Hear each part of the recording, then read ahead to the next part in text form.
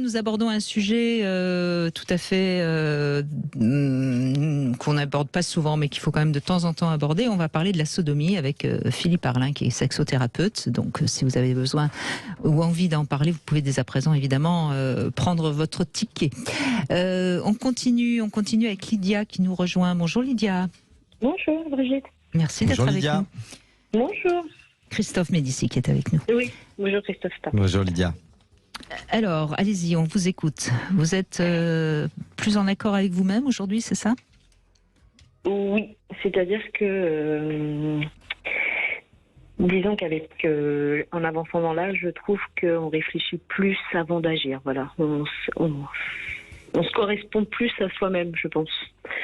Parce qu'avant, on agit dans l'impulsivité et maintenant, en vieillissant, je pense que il y a plein de sujets qui on n'a pas lieu d'être de s'énerver sur l'instant T. Voilà, on réfléchit plus. Je trouve qu'on avance plus sereinement. Voilà.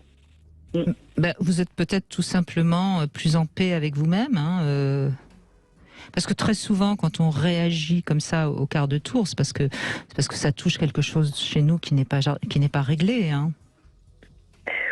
Oui, aussi. Et puis, même sans ça, je trouve que, voilà, ma façon d'être maintenant, c'est l'ignorance des gens qui m'embêtent. Quoi. Je les ignore et je me dis que ça vaut pas le coup de se prendre la tête pour des gens qui ne comprennent pas ou qui sont pas en accord avec nous-mêmes, justement. Voilà.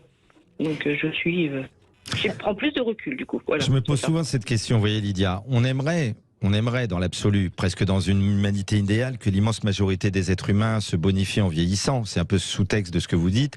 C'est pas toujours le cas. Je pense à cette phrase de Bachelard, je vais en faire une, Brigitte, qui dit « L'éducation de la vie déprave les êtres légers, mais perfectionne ceux qui réfléchissent ». C'est joli, hein. C'est-à-dire qu'il y a des gens qui utilisent l'éducation de la vie pour grandir. Parce que vieillir, tout le monde le fait, ça arrive à tout le monde et ça c'est inévitable, d'accord ? Mais grandir, sinon on est mort.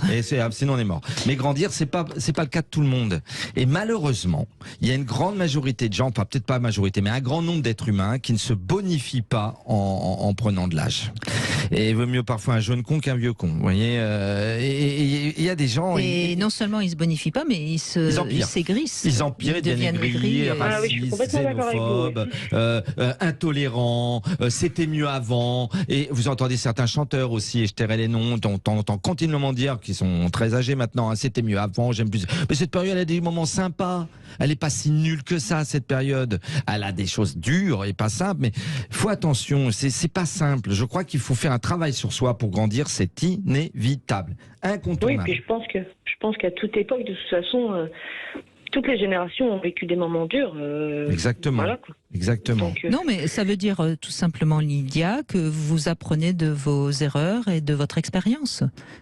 Oui, c'est ça. Je pense que quand on réfléchit à ce qu'on a fait avant, on se dit, mais je me suis énervée pour ça. Et puis, les trois quarts du temps, quand on s'énerve, quand on réfléchit bien, c'est pour pas grand-chose, enfin, pour des broutilles. Donc, il faut mieux passer à côté des gens qui ne correspondent pas et puis avancer avec ceux qui... Voilà. Mais bien sûr. Mais c'est quand même la preuve que, comme je viens de le dire, vous avez mûri, vous avez compris quelque part qu'il y a des choses essentielles et que tout le reste, c'est pas grave, quoi. Il faut mesurer et évaluer la gravité. Et ce que vous me dites me fait penser à certains auteurs qui se disent toujours, on parle d'écologie relationnelle depuis le début de l'émission et ça nous est cher et à Brigitte et à moi et on a vraiment envie de dispenser ça au reste de l'humanité, au plus grand nombre, parce qu'on pense que d'ailleurs c'est pas forcément le modèle dominant et qu'il y a un travail à faire là-dessus. On vous le dit très sincèrement, chers amis auditeurs, et on le pense du fond du cœur. Donc il y a vraiment des actions à mener là-dessus. Voilà. Et d'une certaine manière, ce qu'on a envie de dire, c'est que si c'est pas le modèle dominant, ça pourrait le devenir si les gens le diffusent déjà par petits cercles, dans les cercles où ils sont, qui dans leur famille, qui dans leur couple, qui dans leur entreprise, et que les cercles grandissent. Parce que ça, j'y crois absolument. Ce n'est pas forcément le modèle dominant. Ça se travaille, l'écologie relationnelle. On ne naît pas dans l'écologie relationnelle, on le devient. Mais ce qu'il y a d'important dans votre témoignage, Lydia, et que j'ai envie de faire partager à ceux qui nous écoutent, c'est que vous avez certainement remarqué que depuis que vous êtes peut-être un peu moins à réagir au quart de tour, vous avez sans doute beaucoup moins de stress pour rien et que vous allez certainement mieux dans votre corps. Alors, je me comprends mieux. Après, le stress, j'en ai toujours... Enfin, je pense que je suis quand même une personne qui ressent les choses. Donc quand on me dit des choses qui m'énervent, voilà, mais j'arrive à me calmer avant d'agir. Voilà, c'est ça. Mais vous êtes encore énervé par des choses qui ne devraient pas vous atteindre, si je comprends bien. Oui, ça reste tout le temps énervant, les gens qui vous interpellent pour un oui, pour un non. Alors, est-ce que vous pourriez comprendre tout simplement que quelqu'un qui vous interpelle pour un rien, c'est quelqu'un qui parle de lui, c'est pas quelqu'un qui parle de vous, donc ça n'a aucune raison de vous énerver. Vous voyez ? Oui. C'est ça qui est important à comprendre. Et quand on est un personnage public, et je sais de quoi je parle, il y a longtemps que j'ai compris ça. C'est-à-dire que quand quelqu'un va m'agresser, c'est pas moi qui l'agresse, c'est de lui dont il parle. Vous voyez ? D'accord. Oui, oui. Et ça, c'est le message peut-être que je peux vous transmettre qui va vous aider à grandir encore un peu.